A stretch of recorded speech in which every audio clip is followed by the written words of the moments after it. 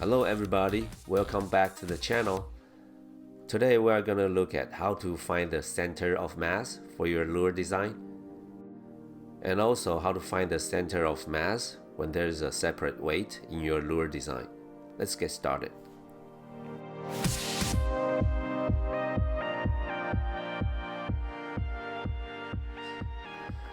Here we're gonna use this simple lipless crankbait as an example.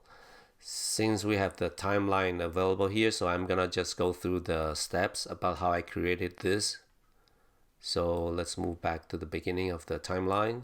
So first I sketched the outline for this bait, and I used the fit point spline for this. I drew the outline for the bait and also the gill plate. And next is to extrude this profile, both of them, to some thickness. And then I move to the top view and draw the top profile. And I'm going to cut away this part and this part using this profile. It's almost like the process of creating a bait out of a block of wood. So I extrude that using intersect. So I get this piece.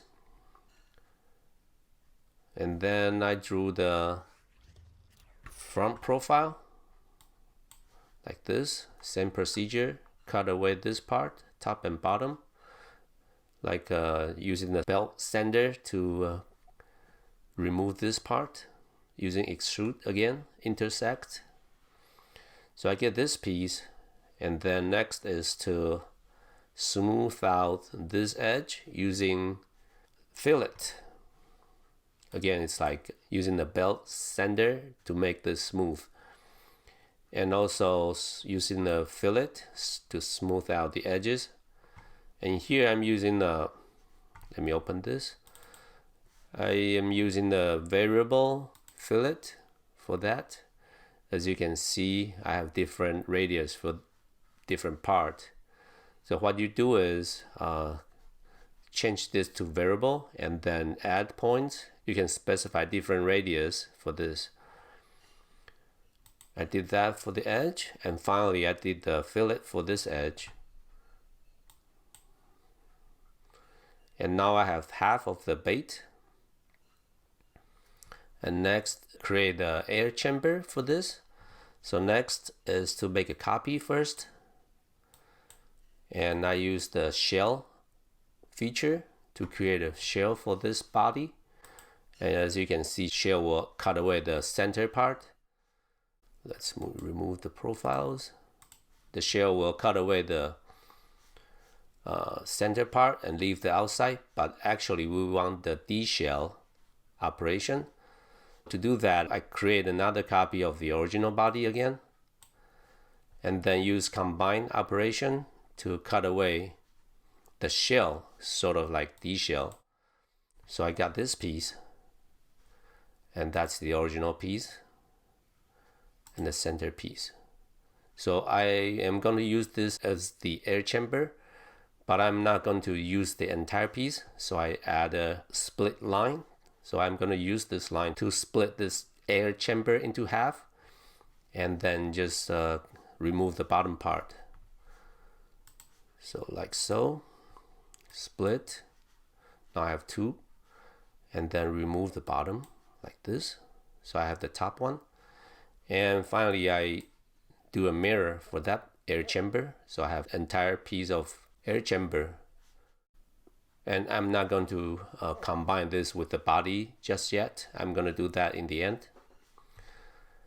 And next is to extrude the gill plate like this. So I have the gill plate profile. I extrude that and then rotate it, move it to the desired location, so I can have part of the gill plate outside of the body and part of the gill plate inside the body. And then I combine those, add a fillet at the edge. Supposedly I can add bigger one, but I think there's some limitation about the geometry, so I can only make this big of the fillet. but ideally you want to make it as big as possible.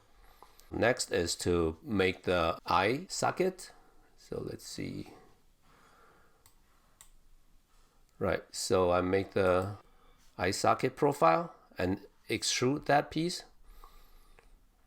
Extrude this eye socket profile. Basically, they are concentric circles. And I just extrude this ring portion. And then I draw a cut line because this is too much. I want to cut it. Just leave part of this outside of the body. So I draw a line here. This line. And then I split the eye socket into half and remove the outside part. So just leave the top. So that's how I get this part. And then I use a sphere to draw the eyeball. Move it to the right position. And the center of the sphere is on the center plane, so they are symmetrical. So I don't need to worry about the other side of the eyeball. And then I combine the eye with the body. And finally, I mirror the whole thing. This is the lipless crankbait without the air chamber. Then I finally combine that with the air chamber. And that's the combined result. And let's look at the section analysis. So I got this. You can see the air chamber. Let me remove that, hide that. So you can see the air chamber inside the body. All right. Now let's look at how to find the center of mass for this object. Next, to find out the center of mass for this model, we go to Inspect here, and center of mass is right here. So click, and then you select the model. Because we have body and air chamber, so we select the body. Either click here or click the body itself. So once selected, say OK, and you can see center of mass mark is showing up right here. So if you look at from the front, it's right here. On the side, it's here. So that's how you find where the center of mass is. And because we have the air chamber right here, so center of mass is gonna be around this location. If we don't have the air chamber, let's see, remove the combine, move the timeline before the combination of air chamber. Does it change? Yeah, it changed, right? So you can see if we have air chamber, the center of mass is right here. When we take out the air chamber, so the bait is one piece, so the center of mass moved back a little bit. And how do we find out what the volume is for this bait? So right click on the browser for this body and click Properties, and you will see the volume for this bait. This is the outside volume, and that's what we want because we don't want to take out the air chamber. And if we take out the air chamber, the volume, the mass of this model will be different. So remember, this is 6,000 something. And if we say combine air chamber and do the same analysis again, properties, now it's only 5,000. If we want to find out what the outside volume is, you need to make sure you move the timeline so you don't take out any mass from the body itself. Let's go back to the property. So you can see the material for this is assigned as steel, and this piece is 43 grams, which is not true because we are going to 3D print it with filament. So we have to change the property here. So to do that, we right click the body here in the browser and say physical material here, and this window will pop up. Then you just browse the material you want to use. It's not metal, it's plastic. Just say ABS plastic, and drag this to your body like that, and this will be assigned as the ABS. And if you close this and look at the body again, property, and you see this is 5 grams now. It's not 40 some grams anymore. But remember, we are not going to print this as solid plastic. There will be some infill with a 3D printer. So we have to find out the real mass that's used as a final print. We have to save this as STL. So say export object, this guy. Say OK and save to a file. Save. I already saved once, so just say replace it. And bring out the slicer and import the 3D model into the slicer. And remember to remove the support and also the build plate adhesion, so there's no skirt or brim added to this calculation. And remove the support, no support right here. Just do whatever setting you will print for this model, then say preview. So it's using 5 grams. So this is not very precise as well, because this is only down to 1 digit. There's no decimal points for this. But this gives you some rough idea. Well, this says 5.1 grams here. This is using PLA. So you get some idea of what the final weight is, because you can see this one is closer to reality, because you can see the infill. This is only maybe 10%, and there's also the air chamber here. So this will give you a rough idea of how much material you are going to use to print. So let's remember that 5.1 gram, and let's go back to the Fusion. So once we have that, we can say, okay, the whole thing is 5.1 gram with the air chamber. So we can go back to the body again, physical and material, and we can sort of update this number, but don't do it here because this don't give you that precise digits you want. Actually, let's go back to the final volume for this guy. So let's combine the air chamber back. So this body has the air chamber, and we will just look at what's the density this should be, and we can assign that density to this material and get the estimate for the weight for this model. So go to body, physical material, and this is the material we use. Double click and do advanced here. Go to physical.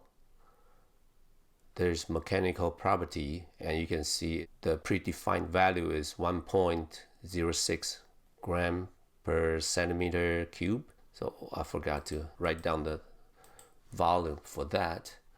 So go back to the body and click property, and you can see the volume is, let's say, 5500 millimeter cube.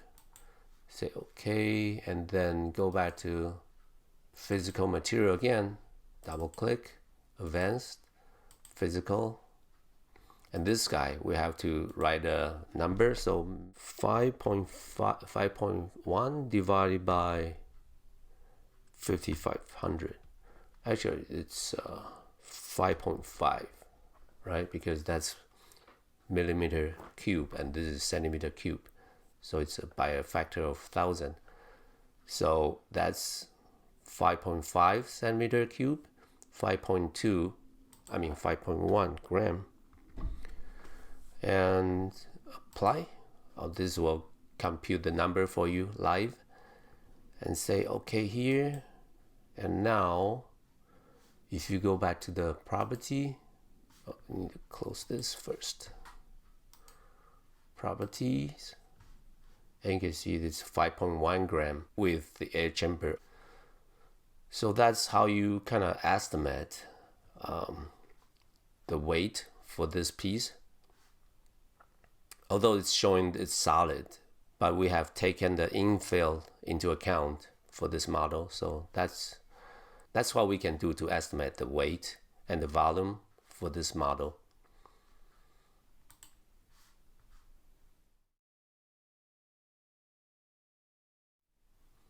And what if we want to add the weight for this one? For example, we want to add a lead weight somewhere, and we want to determine where the weight should be, so the center of mass can be located somewhere closer to, let's say, in the middle. So let's do a sphere as a weight, and you can see right here. Let's move back a little bit.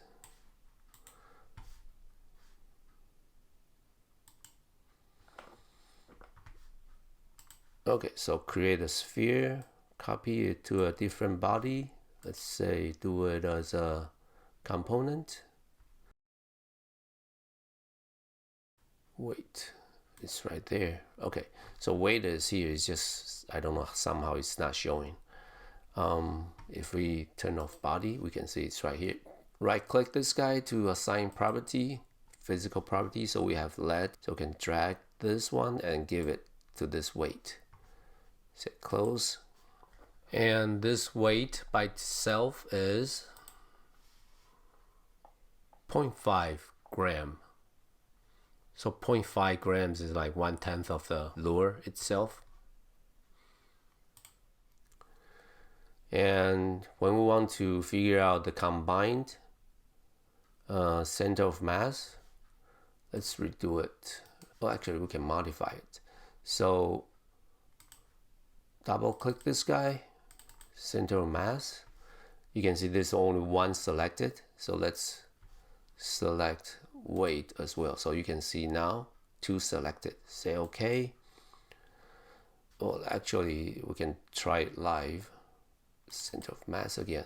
So if we clear this, select the body, select both of them, say okay, center of mass is right here. And if we want to move the weight around, and in order to find out where the combined center of mass is, we can do that. So this move operation, we can move around. Let's move it right here and say okay. See, it's moved a little bit. Right, so if undo this and let's undo that step, you can see this will be moved back. Yep. So you can sort of figure it out live while you move the weight around. Like you want to move it back a little bit, the combined center of mass will be moved backwards a little bit. So that's how you find out where the center of mass is when you combine different materials in your design.